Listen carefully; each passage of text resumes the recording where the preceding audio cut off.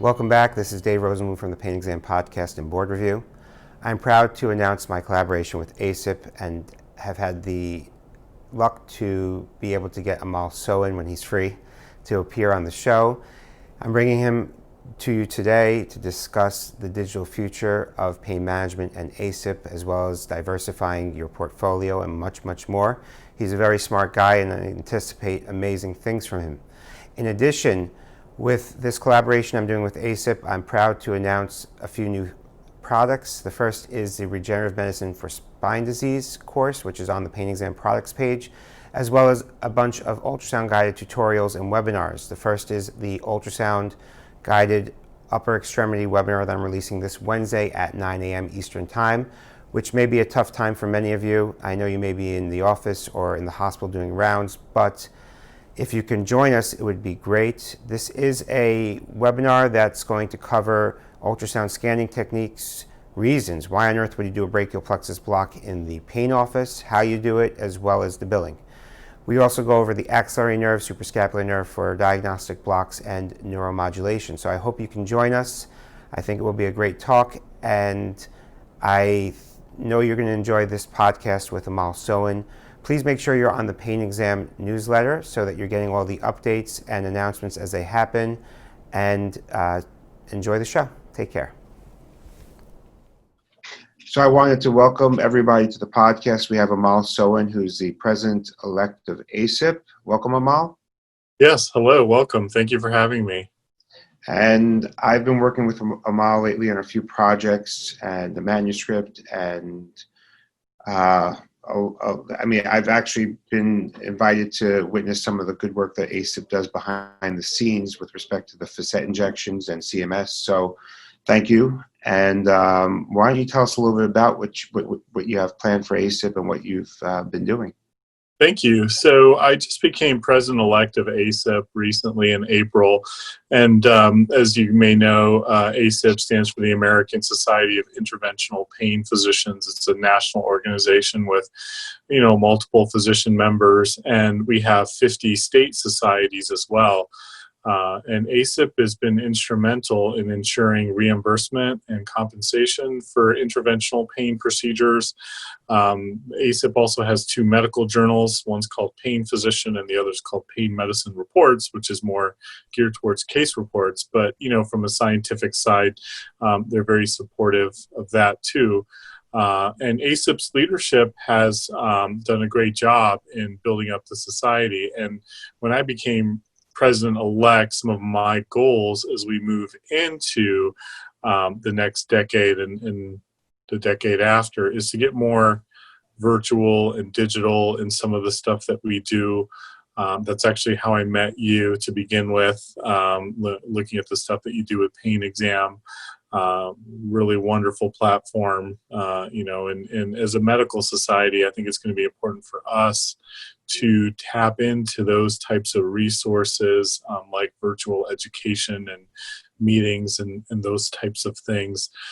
The other goal I have at ASIPP is to really try to get the state societies more active than they are. They already are active, but making sure that various states have annual meetings or touch points or do webinars or interacting with their members more, and encouraging leadership there on that level.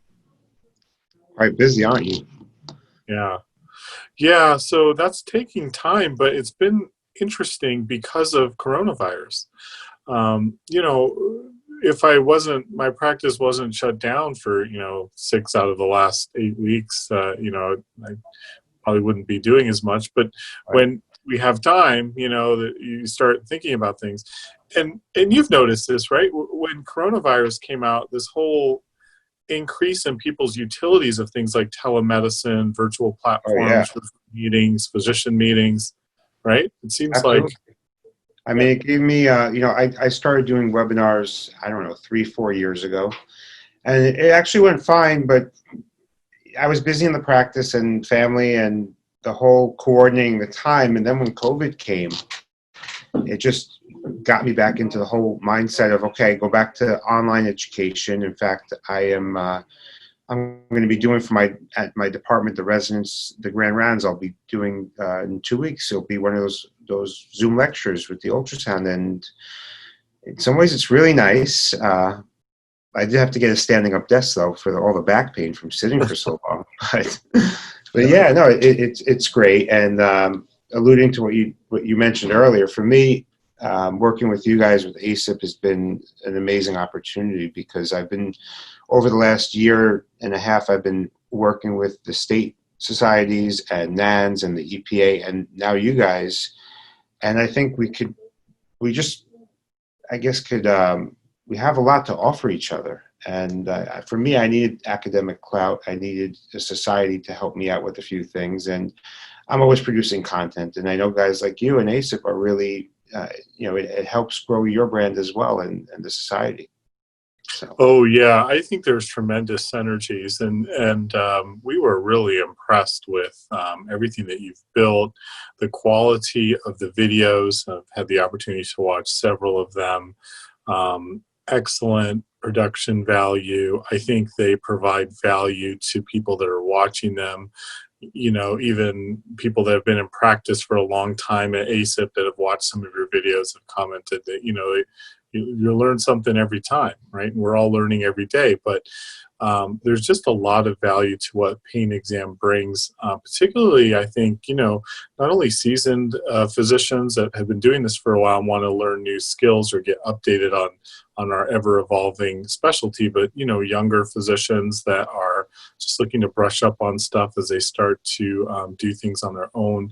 There's tremendous value there as well. And so for ASIPP, as a society that does a lot of, we do a lot of political lobbying, a lot of stuff with guidelines, working with Medicare and insurance companies.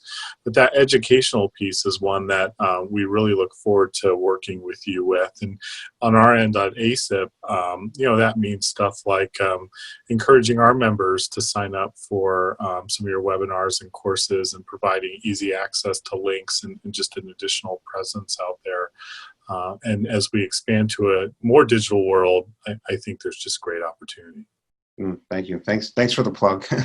And and ASIPP is partnering with me on my ultrasound courses coming up, hoping to do a webinar series Wednesday mornings, as well as I just released a Regenerative Medicine spine course. So that's on the website. And I think that it's been a nice combination of our different things we can offer each other. But I really was impressed by what you guys are doing behind the scenes. And I know you guys do a lot, but I really was never part of those meetings. I'm not a very political person. And it wasn't even just the meeting, it was all the homework after the meeting that all the state society heads had to do. I was kind of amazed by, you have to run a busy practice, run a state society, and then there's still a lot of work that needs to be done. And a lot of these positions are voluntary too, right? 100% voluntary. And that is an amazing piece when you think about it. You got all these state society presidents and representatives and even people at ASIPP, and a lot of them are incredibly busy in their life with their families, but also with their practice, and they're doing all this stuff.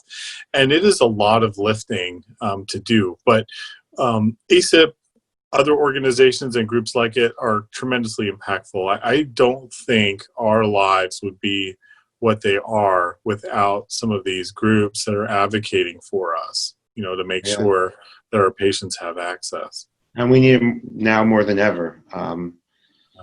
I remember also with CMS's ruling that you guys were involved in for the telehealth as well, right? Right, yeah. So the telemedicine, the most recent one that we were involved with was percutaneous vertebral augmentation, so vertebroplasty and kyphoplasty. And Medicare came up with a national coverage designation that was difficult. The initial draft required a neurology consult. They only allowed you to do it in the acute phase, which they defined as 6 weeks or less.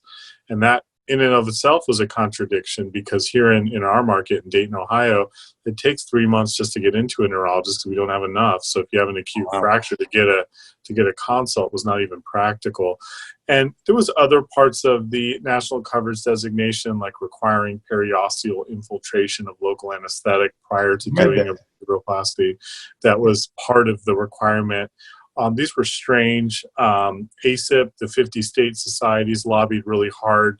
I actually had the opportunity to write or draft a letter with several other physicians from multiple societies, but I had the opportunity to draft the base letter, and we sent it to Medicare. And believe it or not, they really were receptive to our suggestions. I mean, if you provide a good argument based on data and you put the patient experience first, not doctor's convenience, but the patient life. But that is first and foremost. Usually it's a good argument for Medicare. And they actually agreed to all of our edits. And even in the national coverage designation, some of the verbiage that was in our letter is exactly going to be in that new national coverage designation, which comes out on June 12th. So now Medicare is looking at lumbar facet joint interventions. And so the same process is happening with that. And we're doing the exact same process with the state society. So it'll be a busy summer for us at ASIPP. I can imagine. Well, rewind back to the periosteal infiltration. I remember there was a study comparing them a while back. Now, is that more of as a diagnostic block, or more just to see if that helps and they don't need the procedure? Why are they? It was more the second half, to help during the procedure. And interestingly, they did quote a study saying that doing periosteal infiltration was more beneficial to the patient in terms of perioperative analgesia when you do the procedure. Although, making it a requirement when some physicians do it and others don't, and the fact that even that claim that it was beneficial was debated.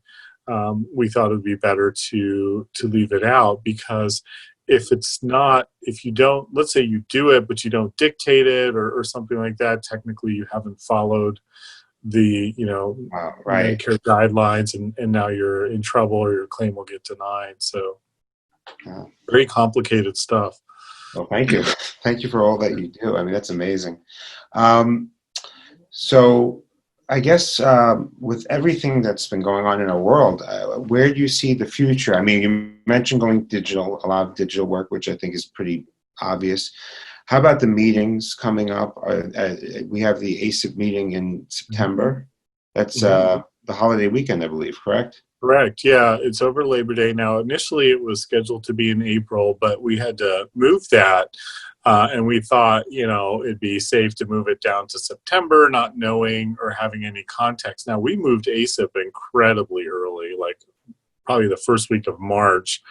We decided to move it back prior to a lot of other things canceling. So we really didn't have a context on what it would look like. I don't know if it will go on as is in September. There's a lot of opportunities we're looking at, like some sort of hybrid model with potentially a live and a virtual option, or a all virtual option, or all live, depending on how things look. And what we decided to do was meet again on June 15th as a leadership team and talk about it and see where they're at. Now, I will say other large meetings, AMA and ASA and some of those other groups that are having meetings are thinking about the all virtual option. So, it's up in the air. What we're not going to do is do anything that's unsafe for our members or society as a whole. So that's what we have to figure out. Yeah, it's amazing how quickly the world's changing, I'll tell you. I don't know if you caught I just released a podcast episode where I mentioned it, but I was supposed to have the practical session of my ultrasound course with only 3 or 4 doctors, very small, in New York.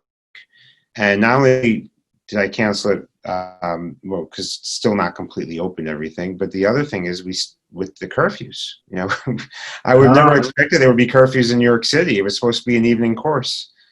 So You're right. There's just a lot to navigate through for all of us. And, I think there's some opportunities there for all of us as physicians and practitioners to self-reflect. I mean, I was daydreaming about what we could do at ASIPP to do a better job of stuff. I mean, not only just patient outreach with various groups, but even like, physician outreach, right? Like it would be kind of neat if we had some sort of group, either informal or formal, like, minorities in pain medicine. We're trying to do a group like women in pain medicine. And just so we know that there is a voice advocating for everyone and a strong voice. We haven't formally done anything like that, but I've certainly been thinking about it quite a bit over the past week. I think there could be some value to everyone for that type of thing. Definitely. I mean, we're large enough that you could definitely do it. Mm-hmm. Yeah. And I was going to ask you about the ABIPP exam. Oh, that's so funny. That was literally on the tip of my tongue. Yeah. Excellent. Yeah, so the American Board of Interventional Pain Physicians is a separate entity from ASIPP, but they have a board exam where you can get board certified in interventional pain management. There's two parts to the test. There's a written part and then an oral and practical exam part that can be completed. And if you complete those two parts, you can become board certified in interventional pain by ABIPP. ABIPP is not recognized by the ABMS or American Board of Medical Specialties as the official board, as that comes from the American Society of Anesthesiologists. But there is some intrinsic value to ABIPP. There are multiple states in the country. For example, I'm from Ohio. In the state of Ohio, ABIPP is recognized as a official board of interventional pain, similar to what you would get if you did a pain fellowship. The exam is a good one. It really helps you prepare and get ready for practice. And I think that's the value of some of the board exams, is it forces you to study and really learn your technique or hone in on your craft.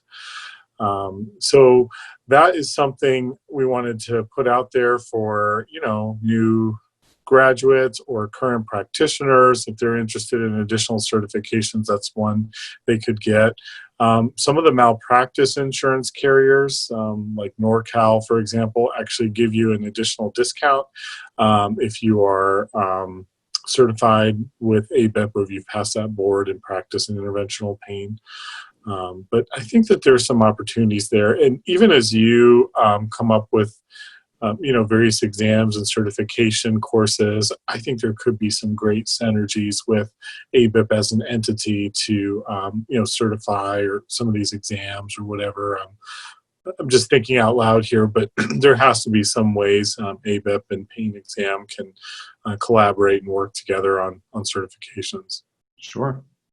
And if you did not participate in a pain fellowship, an accredited fellowship, and you still wanted to take ABIPP, do you have to do a certain number of procedures or to get the board certification? Yeah, there is. And that's available on ABIPP's website. But I mean, for example, if you've practiced in the field for, 5 years, there's a pathway for you to do it. And they do ask you to send in a log of procedures. And then there are some other pathways where you could take some cadaver courses or additional courses to hone in on some of your skills if you need to be, a part of that exam. Yeah, there's a lot of people who listen to the podcast who may not have done a fellowship, but they have a big interest in pain. So I'm sure that's valuable information for them.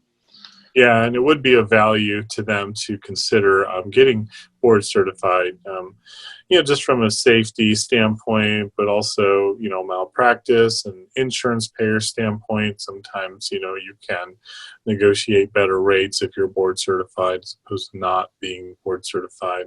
Although, negotiations with insurance companies is always a song and dance. So you have to, do what you can. Speaking of which, I wanted to ask you about your practice. So how are you structured? Are you the only other practice? Do you have physicians working for you, or how? Yeah, so I'm a private practitioner. I'm completely independent.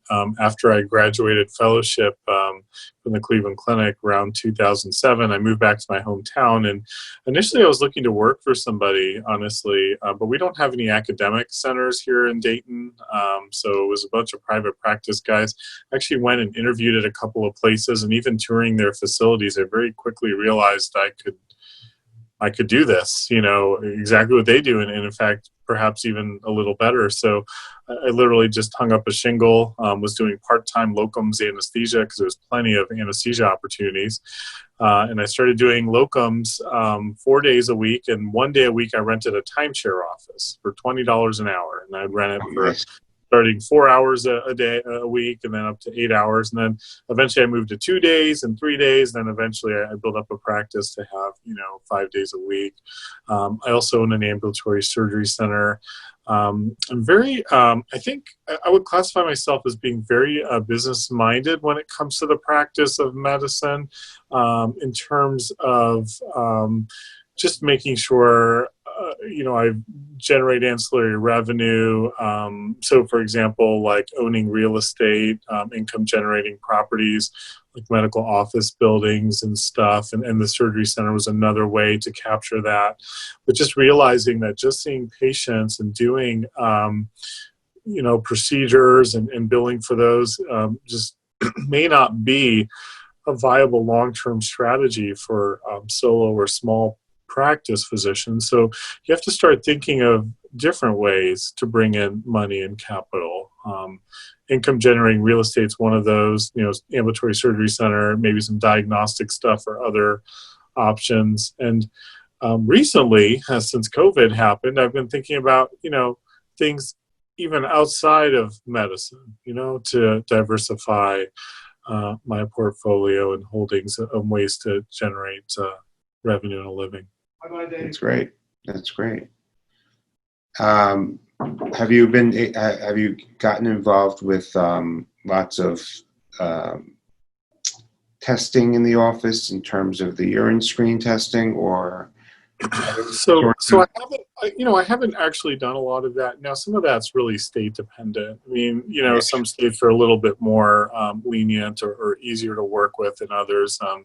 Ohio has some restrictions and regulations in terms of getting certified as a complex laboratory to really run urine drug testing at a level where you could capture higher billables. So that's a barrier to entry. Of course, the Quick Cup and CLIA wave tests, we do those, but those aren't as reimbursable as some of the other major diagnostics. So I haven't really gotten into a lot of that, but I know some physicians that have, in particular in other states, that have been able to do quite well with it. Sure. Yeah, me neither. I was just curious about your practice. How about regenerative therapies? Yeah, so I'm learning about those. I can't say I do a lot of it in my practice right now. It's relatively new to our market. In other words, just recently, I'd say over the past 2 or 3 years, we've been seeing, people marketing, advertising for it. As you know, a lot of it is cash pay. Economically, in Dayton, I wouldn't say we're doing all that well economically, although there certainly is a market for it. But within 40 minutes to an hour, Cincinnati and Columbus are nearby. Both of those have some pretty large regenerative medicine practices that are doing quite well. I think there's tremendous opportunity to help our patients with it, though. Yeah, I started about 4 or 5 years ago, and I didn't get very heavy into it or push it at all because I wasn't sure if it even worked, especially PRP. It was too, still the gray, and I wasn't sure if the data was strong. But I've seen some amazing results with it. I mean, I've seen people with effusions that got better in the shoulder or other parts of the body. So I've become a believer. Of course, it doesn't work on everyone, but it's there's definitely something going on there that's, I think, positive for the patient, and it's low risk. So How about ultrasound? Are you doing any ultrasound guidance for your procedures? Yeah, quite a bit. And, early on in my career, Cleveland, Ohio actually is like a hotbed of startup activity, particularly in the neuromodulation space. And there's a lot, even now, there's multiple peripheral nerve stimulation companies that have come out of Case Western in Cleveland. As a result, I've been involved in clinical trial work and actually even doing them on patients. And as a result of that, the best way to put a lead near a nerve is to use ultrasound. And at this point, I use it pretty much daily. And it started for me doing more neuromodulation and getting leads and electrodes and even, surgical cuff placement using ultrasound mapping near a nerve. And then as I got really comfortable with it, I started using it for blocks. And it's just... it's a lot of positives of doing that because all of this, but a lot of times vascular and nerve structures run very close together, and there's a safety measurement that you get from ultrasound that you can't get from fluoro, particularly with vascular tissue. Yeah, you're right on. I mean, it's finding a quick, easy, safe, and cheap way to treat pain. And then CR. Yeah, and we're not irradiating ourselves and our staff and our patients. Even though CRM doesn't have a lot of radiation exposure, I'm sure doing it day after day for us and our staff is not ideal. That's right. Anyway, I wanted to thank you for coming on to the podcast. This is very informative, and I wanted to have everyone listening to check out ABIPP and ASIPP's website, the ABIPP board exam. If you're not boarded, it's something you should definitely check out. And if you can attend the ASIPP meeting, hopefully there will be one in person, if not online. Amol's putting together a lot of cool things, and we're working together on some webinars and other projects in the coming months. So please follow us on the newsletters for ASIPP as well as for PainExam. And hopefully I'll have more faculty from ASIPP on the podcast and a lot more good things to come. Thank you for joining. Thank you so much. Thank you. Wow. Take care.